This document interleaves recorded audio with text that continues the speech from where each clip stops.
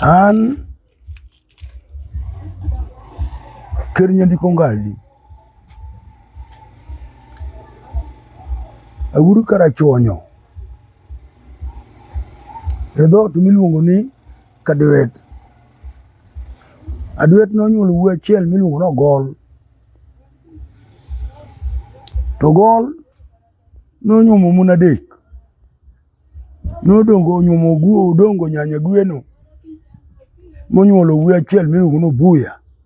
Buya loch mako Ogol e dhot mane wayudo e gavana Awiti. Nonyuomo dhako mar ariyo iluongo ni Milanya Rakono, ema onyuolo Onyango Loch kod Bwanda Rabala. Dhako mar adek miluongo ni Akumu e dawa. Akumu nyaro Kwajuok, mano Kwajuok ochako go nyathi momi iluongo ni Kakwajuok. Koro an awuok e dhot miluongo ni Kakwajuok e dala Ogol ka. Onyuola higa mane pod ji otarore, mane konyuol nyathi to kede mituro emibiro ng'ego ike. Ka higa orumo ituro kede ikete osera, ka higa orumo ituro kede ikete osera. Mane mikwano godo hiki? Emi kwano godo hika. Koro miyo an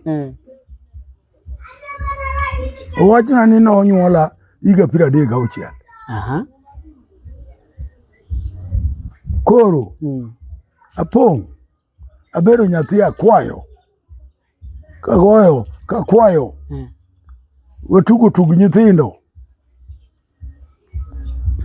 Ne wanyiedho diek to watoyo chok poto to wamadho kwadhi kwath. Adhi kwath ka an nyathi madit to pod adhoth. Pod ka akwath to adhoth. Omiyo nyocha anyuolo nyathi motegno maber kabisa nikech adhoth dhako moti. An nyathi minwa mar abich. Koro kabedo nyangweru makoro aromo dhi skul. Adhi skul Gendia.